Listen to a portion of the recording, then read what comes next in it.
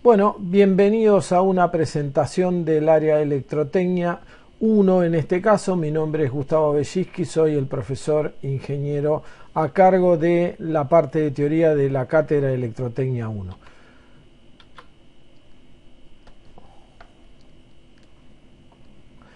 Lo que hoy vamos a ver es las leyes básicas de la electrotecnia. En nuestro caso partiendo de la ley de Ohm, y vamos a tratar de llegar a las expresiones de Faraday y Heaviside para inductores y capacitores apropiadamente. Lo que vamos a ver en un principio es el comienzo de la electrotecnia con la ley de Ohm. La primera ley que nos da una ecuación como para podernos manejar en términos de cálculos eléctricos. Ohm lo que hizo fue un ensayo con distintos materiales, medía su sección y su longitud y estableció un nuevo concepto que es el de la resistencia, es decir, la oposición que había a que circulara una cierta corriente por un material, que es función de, en principio, el material mismo en forma de la resistividad que presentaba. Algunos materiales presentaban por sí mismos más oposición que otros, entonces Ohm decidió caracterizarlos con un coeficiente que justamente es la resistividad. Por otro lado, se dio cuenta que a mayor longitud y a menor sección el cable o el conductor que estaba bajo estudio presentaba una mayor resistencia.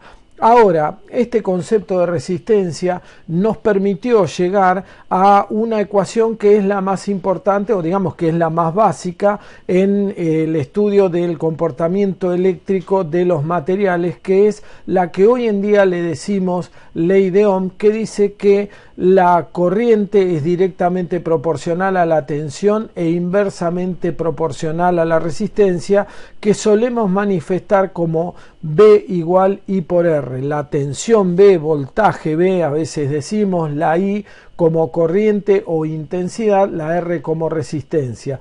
Esta ecuación tiene validez únicamente si la corriente sobre la resistencia provoca la caída de potencial en el sentido de la dirección de la corriente. Tengan en cuenta esto, la corriente siempre entra por el lado positivo y sale por el lado negativo, o podríamos decir que el potencial baja a medida que lo recorremos en el sentido de la corriente sobre una resistencia.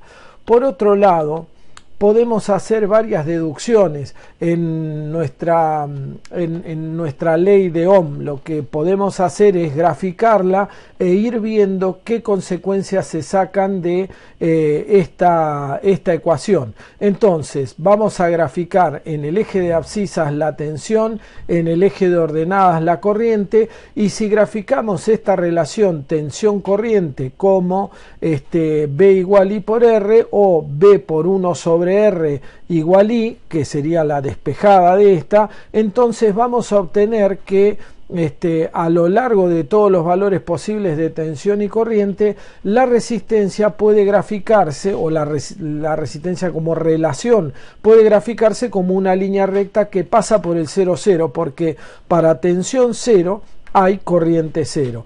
A esta recta la vamos a caracterizar con la inversa de su resistencia, solamente porque en abscisas tenemos a la B. O sea, podríamos referirnos a esto como un representante de la resistencia, que es la inversa, pero lo que hacemos es decir B por 1 sobre R me da I. Entonces entro por el dominio de la función, salgo por la imagen de la función. En este caso expreso esta función como la relación entre los dos. Esto me permite, esta forma de representar, me permite responder algunas preguntas que vamos a ir tratando a lo largo de esta exposición. Por ejemplo, ¿cómo varía la corriente con la tensión y la tensión con la corriente, digamos, y viceversa? Bueno, esta es fácil, esta es de perogrullo. Si yo tengo una tensión B sub A, lo que hago es subir hasta que encuentro la función, y una vez que choco a la función salgo por el eje de ordenadas y me encuentro con que esa es la corriente que se va a producir. Por supuesto, si aumenta la tensión, por ejemplo a un valor B sub B, entonces hago lo mismo y salgo por un valor de corriente que es todavía mayor. Yo podría tratar de responder, por ejemplo, la pregunta de si quiero obtener cierto valor de corriente, ¿qué tensión tengo que tener? Bueno, en ese caso lo que hago es entrar por un valor I sub C y decidir que tengo que tener un valor B sub C de tensión para obtener la respuesta que yo quiero. Son todos problemas muy elementales, pero que me permiten ir graficando algunas cuestiones. La pregunta número 2 es ¿cuál resistencia es mayor? Para saber cuál resistencia es mayor represento varias. En este caso, digamos 1 sobre R2 y 1 sobre R3. ¿Cuál de estas resistencias será mayor? Para decidir eso, lo que tengo que saber es que cuanto mayor es la resistencia, menor es la corriente. Entonces, tomo un valor cualquiera de análisis. Por ejemplo, vamos a tomar B sub B, que está acá. Para B sub B, cuando yo salgo por R3, corto con la función de 1 sobre R3 y salgo por una corriente ahí, en este caso la corriente que yo obtengo va a ser menor que si corto con R2 o que si corto con R1. Entonces en este caso es fácil ver que R3 es la resistencia más grande, R2 la que sigue y R1 la más pequeña de este ejemplo de 3 resistencias. Así que la resistencia aumenta cuando la función se va graficando hacia el eje horizontal. Es decir, cuanto más parecido al horizontal sea la representación de la resistencia, más grande es la resistencia, y cuando lleguemos a apoyar esta gráfica de la resistencia directamente encima del eje horizontal, estamos en presencia de una resistencia infinita, porque B dividido esa resistencia me da 0 de corriente. Es una cuestión interesante, por supuesto, pero más de interés teórico que práctico. Pero tengan en cuenta, las resistencias mayores son las que van bajando, las que se van aplastando en la forma gráfica. ¿Cómo varía? También podríamos responder, cómo varía I si aumenta R con B constante. Entonces, si la tensión es constante, la corriente varía inversamente, es decir, si aumenta R, la corriente disminuye, ¿sí? Esta es la respuesta a la pregunta 3. Ahora ya entramos en la pregunta 4. ¿Cuál es el resultado gráfico de poner en serie las 3 resistencias? Vamos a ver. Si yo pongo 3 resistencias en serie, en este caso R1, R2 y R3, puedo considerar que la corriente es única. Eso es seguro, porque no tiene para dónde salir la corriente. La corriente es el movimiento de las cargas y por lo tanto la única forma de ir es hacia la dirección que tiene, hacia adelante si fueran cargas positivas, en cuyo caso, y para ser coherentes con lo que dijimos hoy de la ley de Ohm, el signo sobre cada una de las tensiones que se producen en las resistencias es más, menos, tal como está dibujado acá. ¿Qué pasará si hacemos la gráfica? Vamos a ver. Cuando hacemos la gráfica vamos a poner nuestras 3 resistencias. Fíjense que ahora ya las caractericé directamente como R1, R2 y R3. ¿Qué va a pasar en este caso? Lo que va a pasar es que la corriente, como es única, yo simplemente lo único que tengo que hacer es trazar un único valor de corriente en la gráfica, no 3 valores de corriente, sino uno solo, que atraviese a las 3 gráficas. En dicho caso, yo voy a obtener, al entrar por la corriente, voy a obtener a la bajada las tensiones que se producen en cada uno de estos resistores. Por ejemplo, en R sub 1, cuando yo toco con la I en serie, por eso es I sub S, cuando toco con el valor de I sub S la función y bajo, calculo la tensión B sub 1. Haciendo lo propio, cuando toco la R2, calculo la tensión B sub 2 y calculo la tensión B sub 3 al tocar la gráfica de la resistencia R3. Todo esto me da unos valores que yo puedo representar en forma de flechas o vectores, podrían ser, pero en realidad son vectores horizontales, porque son de tensión y son números reales, pero no son números vectoriales, no son caracteres vectoriales que tendrían módulo, ángulo y dirección. En este caso simplemente son números reales, pero sí puedo hacer que estos tres números reales me permitan calcular cuánta tensión se perdió a lo largo del recorrido en las tres resistencias, porque yo pierdo V1 de tensión en el primer caso, pierdo V2 en el segundo caso y pierdo V3 de tensión. Fíjense, la tensión mayor corresponde a la resistencia más grande, ¿sí? La que sigue, la resistencia un poco más pequeña, y la tensión más chica a la resistencia más chica. Entonces, la suma de las tres me dice,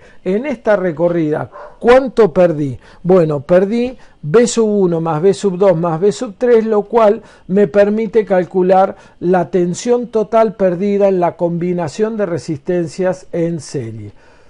¿Qué pasará si ahora lo que tengo que hacer es poner las tres resistencias pero en paralelo? Bueno, cuando las pongo en paralelo lo que tienen en común es la tensión. La tensión es común y la corriente es individual a cada resistencia. Por lo tanto, la corriente I1 que está acá, cumple con lo de la ley de Ohm que decíamos al principio. Otra vez, hay que ser coherente. Si elijo la tensión así, la corriente queda automáticamente elegida en signo, va desde arriba hacia abajo. Esto es I1, I2 e I3, por supuesto, cumplirán con la misma condición e irán sobre las otras dos resistencias. Y para graficarla, otra vez vuelvo a graficar R1, R2 y R3, en cuyo caso ahora lo que tengo que poner en común es la tensión. La tensión es común a las tres, así que subo con una tensión común a las tres, y en cada caso, en cada cruce con cada una de las funciones que representan a la resistencia, me voy a ir encontrando con los valores de corriente que cada una de las resistencias tienen. Y acá es al revés. Fíjense, para la resistencia más chica tengo, como era de esperar, la corriente más grande. Ven, R1 es la resistencia más chica y su 1 es la corriente más grande. Pero también esta forma de dibujar me permite a mí evaluar cuál es la corriente total que yo le tengo que meter a esta rama de acá antes que se me vaya dividiendo resistencia por resistencia, y puedo hacer la suma de las tres corrientes. Como hoy hice la suma de las tres tensiones para calcular la tensión total, ahora hago la suma de las tres corrientes para calcular la corriente total. Ahora, esto me permitió responder hasta la pregunta 5. La pregunta 6 es: ¿cómo definiríamos una resistencia equivalente? Bueno, vamos a ver para cada caso cómo definiríamos una resistencia equivalente.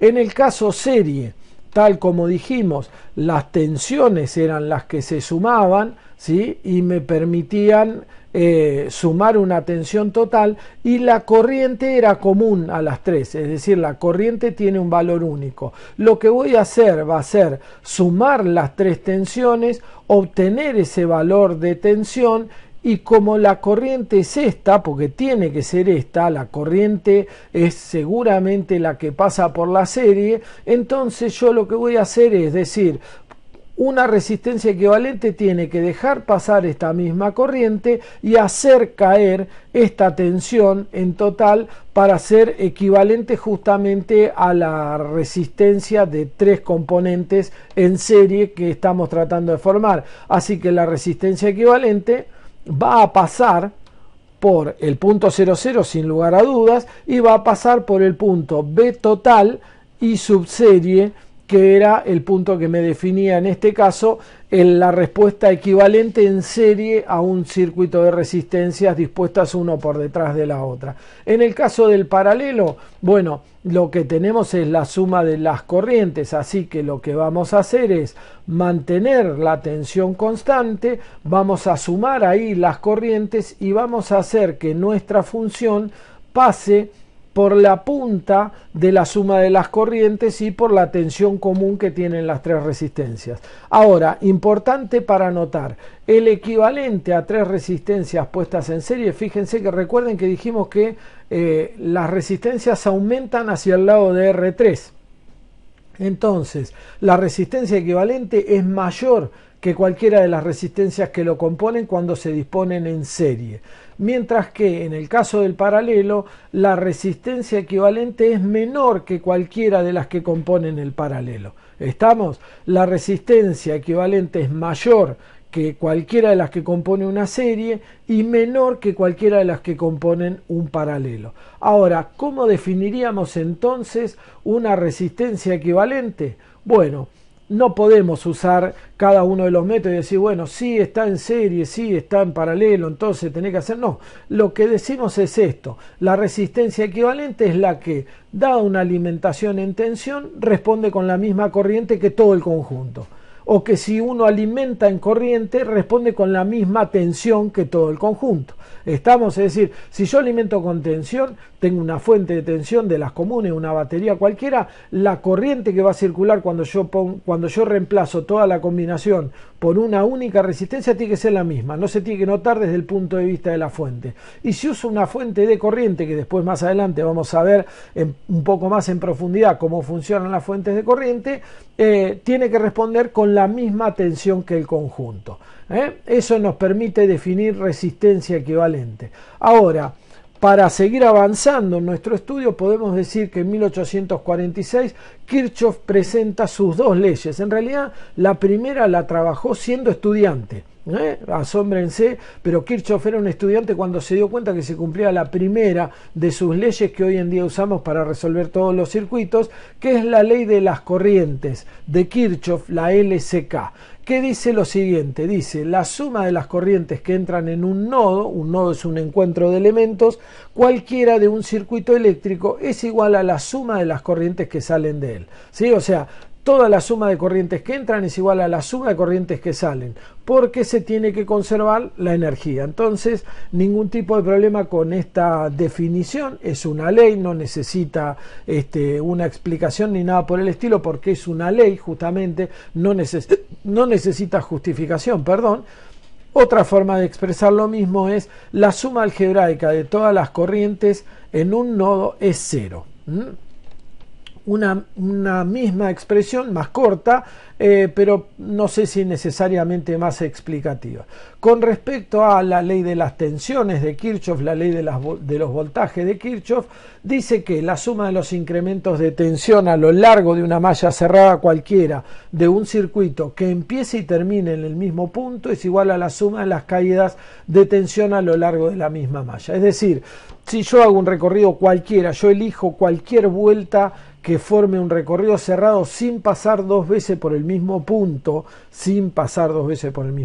la recorrida tiene que ser cerrada, pero no puedo hacer un 8, tiene que ser cerrada, pero no puedo hacer un 8, dice que todo lo que subí lo tengo que bajar, y así estoy en cero en total de tensión. Todo lo que yo suba en tensión lo tengo que bajar en algún momento. Subo con las fuentes habitualmente, aunque podría bajar, por supuesto, y suelo bajar con las resistencias, y ahí sí ya no podría subir, excepto algunos casos particulares.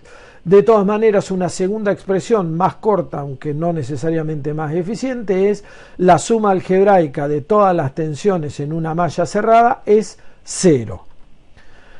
Las leyes de Kirchhoff se pueden representar con alguna animación, por ejemplo esta que tenemos acá, donde tres cargas entran a un nodo, una de las cargas baja por esas cuestiones de valores relativos de resistencia, dos continúan, esas dos que continúan tiene que continuar por el brazo que desciende, la otra que está bajando tiene que seguir bajando, se van a encontrar la carga que bajó por la rama más adelantada y la que hicieron el recorrido más largo se van a volver a encontrar en el nodo inferior, y otra vez, por supuesto, van a sumar las tres cargas que siguen viajando de vuelta, así como entraron a estos dos nodos, siguen viajando hacia atrás. Fíjense, entraron tres cargas, salen tres cargas, es lo que permite la conservación, aunque se hayan distribuido instantáneamente en dos ramas que tenían seguramente valores de resistencia diferentes, por supuesto. Una representación de gráfica habitual de los resistores y las corrientes que permite ver la aplicación de la ley de Kirchhoff es esta que vemos acá, donde la corriente I se separa en el nodo superior en dos corrientes I sub 1 e I sub 2 y se vuelven a unir, y las dos corrientes I sub 1 más I sub 2 vuelven a sumar I en el nodo inferior. Fíjense que la ecuación I igual I sub 1 más I sub 2 se cumple en ambos nodos, que es lo que tiene que pasar, por supuesto. Con respecto a la segunda ley, la de las tensiones, podemos usar, a ver, un ejemplo cualquiera. Bueno, no vamos a usar justo un cuadro de Escher, porque eso no nos permite, otro cuadro de Escher tampoco. Usaremos que es más fácil, una casa convencional, donde si yo inicio mi recorrido al pie de la escalera y subo, por ejemplo, y después bajo por otro lado, por otra escalera que haya de servicio donde no se ve, y vuelvo caminando hacia el mismo punto, en ese caso hice un recorrido que totaliza altura cero, lo que predice Kirchhoff. Si yo salgo de un punto y después me vuelvo a encontrar en el mismo punto parado, es porque el total que yo recorrí sumó cero, ¿sí? La recorrida final es cero, no importa si me cansé o no, eso es una cuestión distinta, pero suman cero.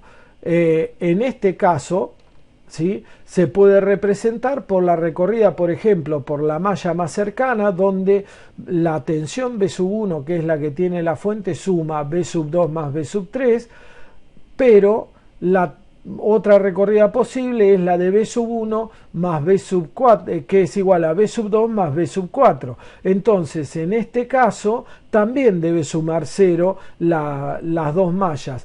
Estas dos ecuaciones, la de B sub 1 igual B sub 2 más B sub 3 y la de B sub 1 igual B sub 2 más B sub 4, me permiten deducir que B sub 3 y B sub 4 es igual, lo cual es fácil de ver si uno se fija que empiezan en el mismo nodo superior y terminan en el nodo inferior las dos tensiones. Entonces tienen que ser iguales, porque si no, el recorrido en esta malla, el recorrido en la malla de la derecha, no sería nulo. Si esas dos tensiones fueran diferentes y yo cierro una malla, no sería nulo y se violaría la segunda ley de Kirchhoff, con lo cual el circuito no es eléctrico. En cualquier circuito que yo haga, si yo cuando dibujo una malla cerrada encuentro que no suma tensión cero, no es un circuito eléctrico. Puede ser un lindo dibujo, pero no es un circuito eléctrico válido. Vamos a resolver con gráficos las cuestiones reales, porque hoy lo que vimos es esto que es muy elemental, que es una fuente conectada con una resistencia. A mí me permite establecer que la resistencia va a circular, va a tener circulando una corriente que va a ser la respuesta a la fuente ideal. Esta es una fuente ideal, no tiene resistencia interna, ¿sí? Entonces la corriente que va a circular en ese caso va a ser la corriente ideal, la de arriba, ¿sí? La de arriba. Ahora, ¿qué pasa si yo, por ejemplo, tengo una fuente que es real, no ideal? ¿Cómo se trabaja en este caso gráficamente, digo, con una fuente que es real? Bueno, en este caso lo que tengo que hacer es ver si puedo intersectar la recta de la corriente, de la, resistencia de carga, que es la RC, la recta que representa eso, con una función que me permita obtener un punto de equilibrio que esté formada por la combinación de la tensión y la corriente. Es difícil de ver cuál es la función, cuál será la función que establece un punto de equilibrio con esa resistencia, pero es fácil si uno lo analiza detalladamente. Vamos a ver, digamos, cuáles son los peores casos que podrían pasar de valores de resistencia de carga. Como siempre, la resistencia de carga puede ser infinita, en cuyo caso, si la resistencia de carga es infinita, entonces el circuito se abre, la corriente es nula y la tensión queda plenamente reflejada en los bornes de salida. ¿Se entiende? Esta forma de hacer las cosas me permite determinar un primer punto: la corriente cero, la tensión igual a la tensión de alimentación. Y el segundo punto me lo permite tomar otro valor cuando yo varío RC y lo tomo como un valor de resistencia cero, el límite inferior. En el caso de la resistencia cero, me va a quedar que la corriente que circula por este circuito, la I que circula por este circuito, recuerden que en la expresión anterior con resistencia infinita la corriente ni siquiera se dibuja, es cero. En este caso la corriente es la máxima, pero no infinito, la máxima que permite el circuito, que es B sobre RI. En ese caso tengo la corriente de cortocircuito. Con esos dos puntos, la tensión se dice a circuito abierto, la corriente a circuito cerrado, puedo dibujar una recta que representa el funcionamiento de la fuente de tensión real. La fuente de tensión real, es decir, la fuente que tiene una resistencia en serie, puede ser representada por una recta que va desde el valor de tensión ideal, hasta el valor de corriente de cortocircuito real, Una fuente ideal tiene como corriente de cortocircuito infinito, ¿sí? Porque es dividido cero. Si yo cortocircuito estos dos puntos, ¿sí?, el valor de la corriente que se produce es infinito. Como acá, cuando cortocircuito estos dos puntos hay una resistencia interna, la corriente está limitada a un valor que será B dividido RI.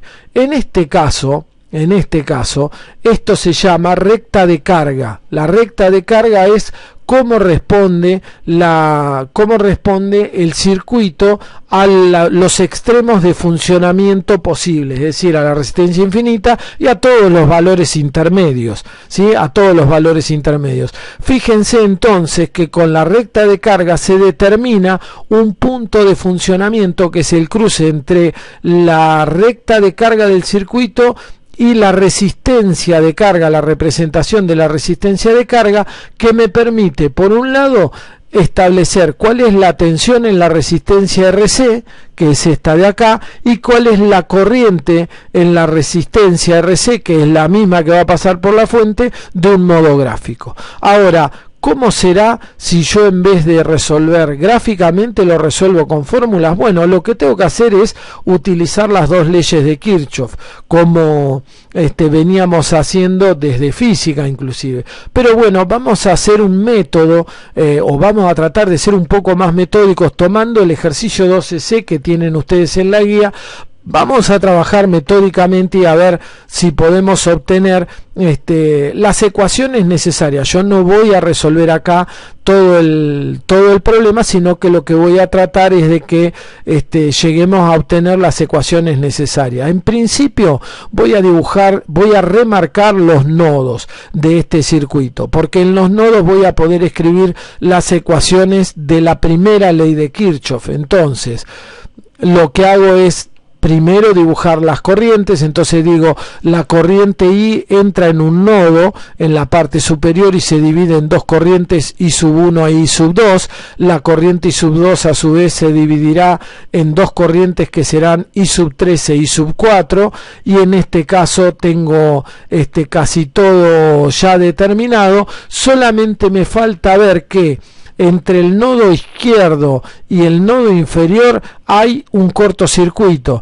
Entonces la corriente que va a viajar por la resistencia de 4 y la de 9, ¿cómo va a ser en ese caso? Se los dejo para que lo piensen. A ver, pero díganme, si la diferencia de tensiones en un nodo que está entre dos nodos que están cortocircuitados es cero, ¿qué corriente va a tener acá?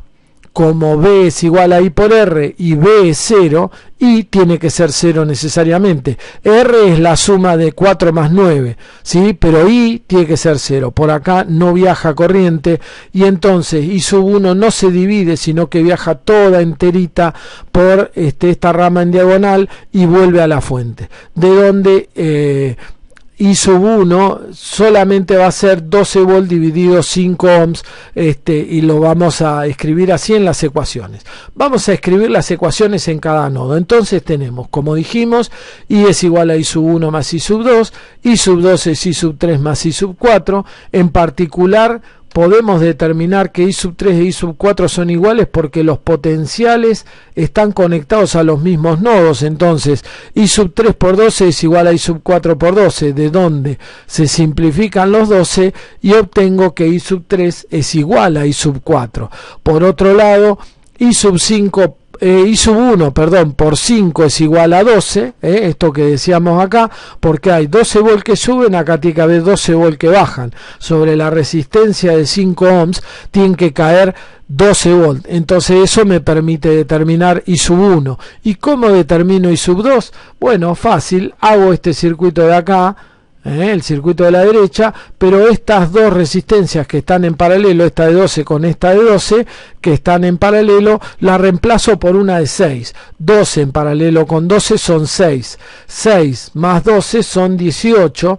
Y me queda que I sub 2 por 18 es igual a 12 volts. Resolviendo estas ecuaciones obtengo el valor de I, que es igual a I sub 1 más I sub 2, como habíamos dicho al principio. ¿Está?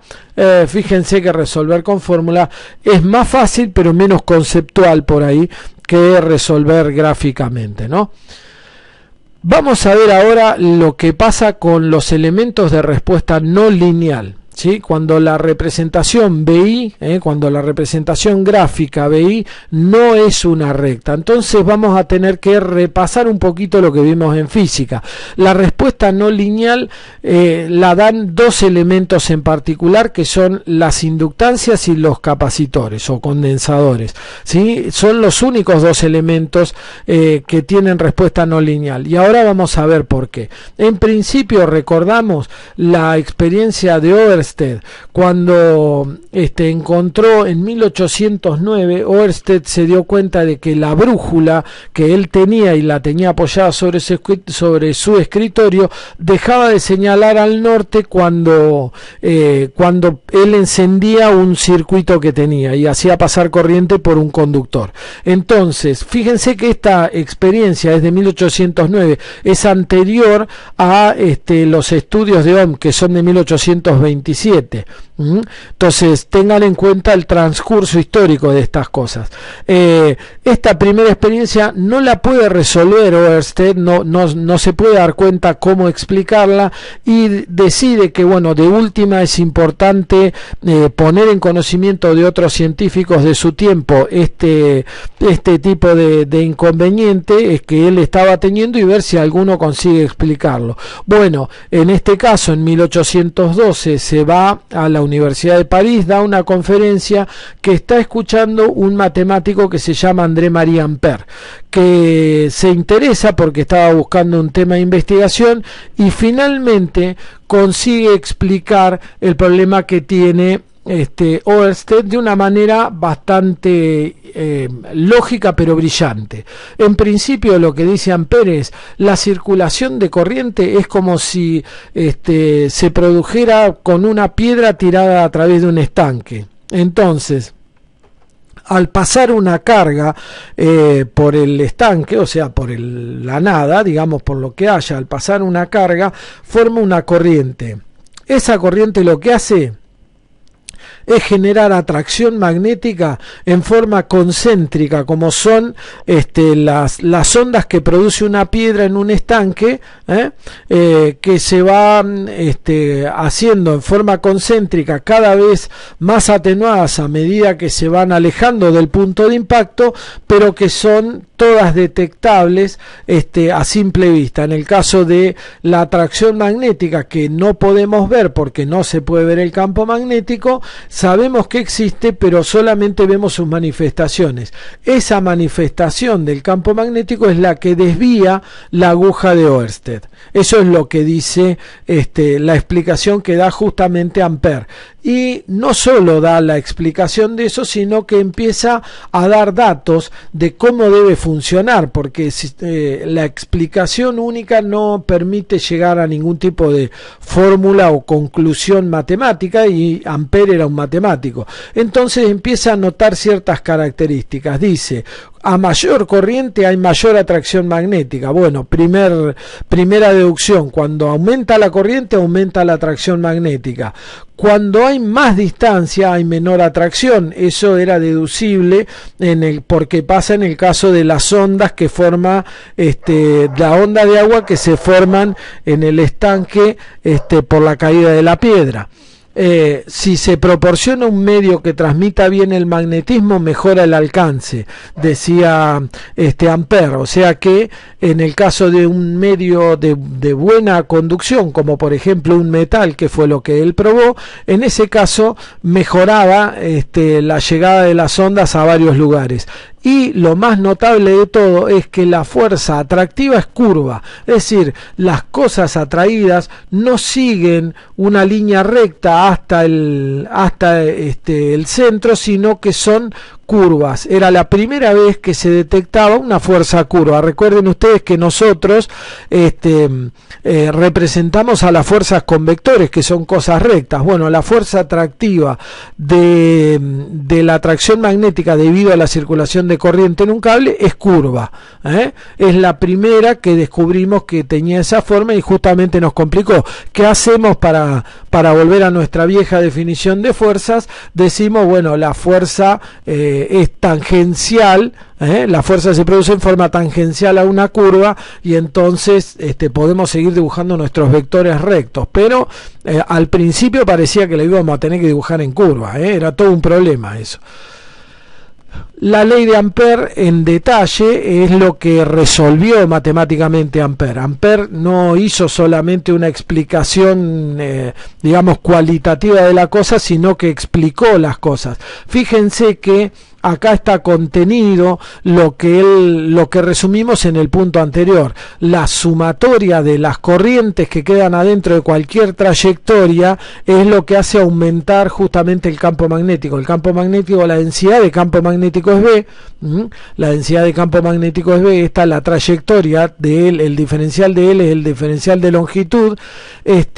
Y la sumatoria de las corrientes que quedan atrapadas adentro de la trayectoria que yo analizo es la que me permite establecer si hay mucha o poca atracción magnética. Y el mu sub 0 de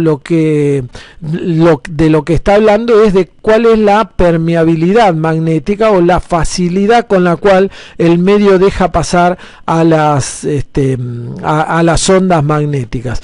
Todo esto se resume en esta ley que está acá, que ustedes estudiaron en detalle en física y que no vamos a volver a repetir acá, porque no permite resolver circuitos. Esto es simplemente para explicar la relación campo magnético-corriente eléctrica, ¿está? Pero sí es interesante decir que la experiencia de Ampère, como era una buena explicación de un fenómeno que había complicado a Ørsted, llegó del otro lado, no se olviden, Ampère era francés, llegó del otro lado del Canal de la Mancha a Faraday. Michael Faraday era un gran experimentador y verificó que lo que Ampère era cierto, verificó todos sus dichos y verificó que todo funcionaba como él decía, pero se hizo una pregunta más.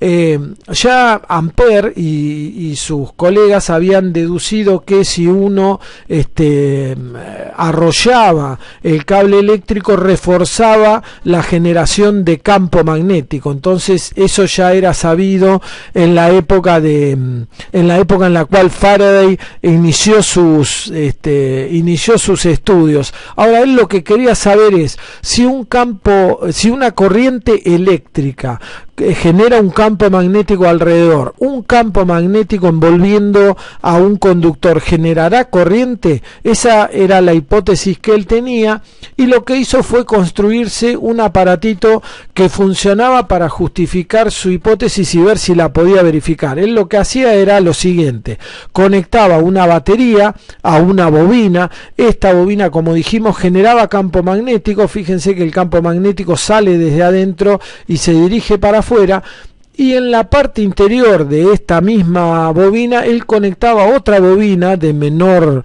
diámetro para que entrara cómodamente, y esperaba encontrar una corriente eléctrica que circulara, en lo que podríamos llamar la parte secundaria del circuito. ¿Qué es lo que pasaba? Que no encontró nada.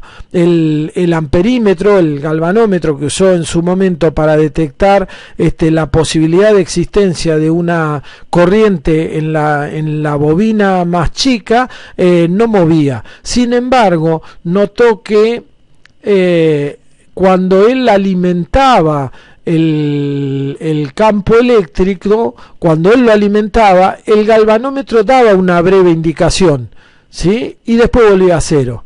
Y cuando abría el interruptor, el galvanómetro volvía a marcar una breve indicación y volvía a cero. Entonces lo atribuyó en un principio a una falla en el circuito, a un error en la conexión o algo por el estilo, pero no había error alguno. Se producía todas las veces que lo hacía. Cada vez que conectaba empezaba a marcar algo y se dormía, y cada vez que desconectaba empezaba a marcar algo y se volvía otra vez a cero. Entonces lo que dedujo fue algo brillante, ¿sí? Que puede ser explicado con una experiencia muy elemental, digamos mental, por supuesto. No necesariamente es un experimento que uno tenga que hacer, pero que permite ver claramente qué es lo que está pasando y que Faraday dedujo correctamente. Para hacer esto, supongamos que vamos a tener agua en una pecera transparente, vamos a introducir una varilla que tiene terminada en un corcho, digamos está pinchada dentro de un corcho, que vamos a usar como la bobina inductora, como usaba él, la primera bobina que tenía corriente y va a generar el campo magnético, y otra varilla igual con un corcho que tiene pinchado, y lo que vamos a hacer es, este primer corcho, el de la izquierda, lo vamos a mover, ¿sí? Lo vamos a poner en distintas posiciones, arriba, abajo, en distintas posiciones, y mientras tanto vamos a ver que este corcho no refleja ningún movimiento de ningún tipo, ¿sí? Pero ahora, si yo agito el corcho de la izquierda y produzco ondas en el agua, el corcho de la derecha se va a sacudir según le indican esas ondas, y ahí está la explicación de la cosa. Las ondas son las que se transmiten, la variación se transmite, la variación permite dar una información del otro lado, no una corriente continua, sino algo variable. Si yo varío el flujo magnético en forma constante, el flujo magnético se refleja en una corriente variable del otro lado, de forma tal que responde a esta fórmula que hoy en día le decimos ley de Faraday, con el agregado de este signo menos que era por la ley de Lenz, lo deben recordar ustedes de su curso de física, y que hoy en día es la que usamos para explicar cómo funciona un inductor. Entonces, un inductor genera tensión por variación del campo magnético que tiene asociado. La expresión de Maxwell, mucho más complicada que la ley de Faraday, que después fue reducida por Oliver Heaviside, permite también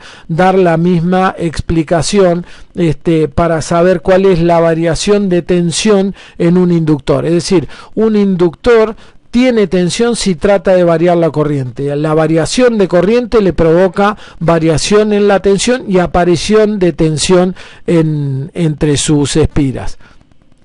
Por otro lado, el otro elemento no lineal es el condensador, digamos. Acá lo vamos a ver con un primer ejemplo, que es la botella de Leyden, que fue inventada en 1746 por Peter van Musschenbroek.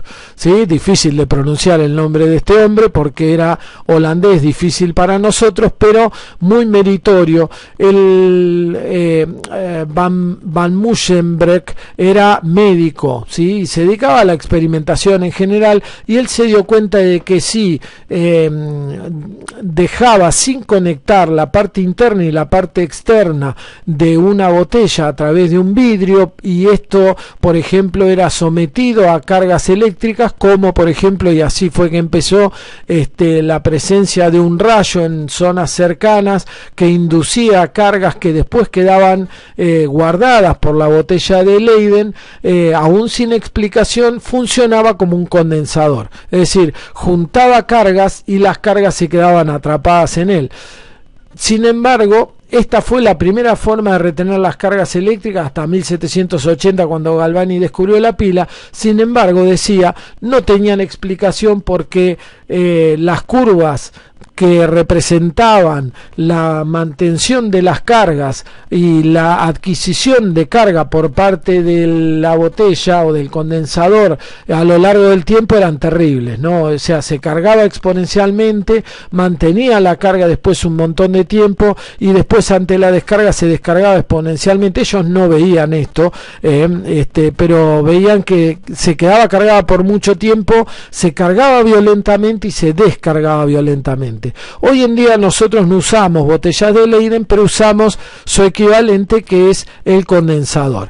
El condensador funciona construyendo un aparatito con dos placas metálicas paralelas unidas a conductores cada uno, pero separadas entre sí, y en particular fuertemente aisladas entre sí con un dieléctrico o aislante. Dieléctrico y aislante son sinónimos. Lo que ocurre en este caso es que cuando yo conecto a tensión entre el conductor de arriba y el de abajo, lo que hace es aparecer en principio una carga en alguna de las placas. Supongamos una carga positiva en la placa de arriba. Esta carga positiva tiene un campo eléctrico con el cual empieza a atraer y atrae definitivamente a una carga de signo opuesto. Ahora, esta carga de signo opuesto no puede pasar de una placa a la otra porque está aislada. Entonces, la tensión que existe debido al campo eléctrico entre ambas cargas las mantiene agarraditas y permite que se queden aun cuando se retire la excitación inicial que dio origen a esta situación. Es decir, una vez que se cargó este campo eléctrico, se queda quieto ahí y se queda fijando las cargas. Si lo hace con una carga, lo hace con un montón, de hecho, y el campo eléctrico a través del dieléctrico aumenta, ¿sí? Si alguna de las cargas consigue pasar, por ejemplo la carga negativa consigue pasar a juntarse con su carga positiva, se anula esa carga y decimos que el dieléctrico se perforó. Es un fallo en el condensador que no es deseado. Eso generalmente es un fallo destructivo, porque este tipo de pasaje no suele ser bienvenido mecánicamente por ningún condensador.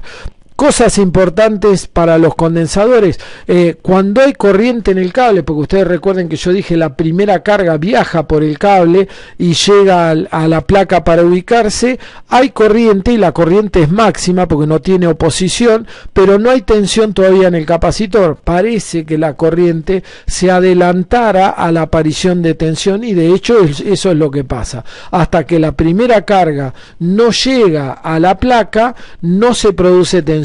Una vez que la primera carga llega a la placa, llama a la carga opuesta del otro lado, y de esa manera se produce tensión. Y por el otro lado, una vez que la placa se llenó de cargas, la tensión es máxima, pero ya no hay corriente en el cable porque ya no tiene ningún lugar a donde entrar una carga que viajara por el cable. Entonces la corriente es cero cuando la tensión es máxima. Todo esto se ve reflejado en la ley dada por Oliver Heaviside, que establece que la tensión en un condensador es igual a 1 sobre C por la integral de I diferencial T.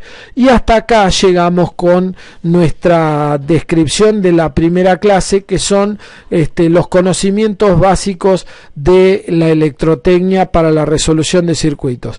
Les agradezco la paciencia y nos encontramos en el próximo video. Muchas gracias.